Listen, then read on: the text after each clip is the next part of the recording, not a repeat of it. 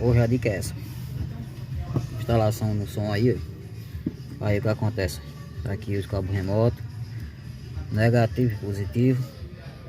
Negativo aqui no carro e o positivo na bateria. Um disjuntor de 80 e fusível, entendeu? Tem muita gente pegando esse lado aqui, que é o lado macho, e colocando para ir para bateria. Não pode. Para fechar um curto aqui, que é uma instalação, é fácil, entendeu? Esse lado aqui, ó, a fêmea que vem de lá para cá da bateria. Tá a dica aí. Vou fazer a instalação. Use a fêmea para vir da bateria e o macho para cá, porque quando desencaixar, ó, vai estar protegido. E quando desencaixar fosse esse lado, aí ele podia fechar curto, né?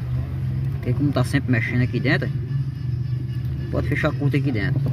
E aqui não tem como, já é dividida. Tá aí a dica aí.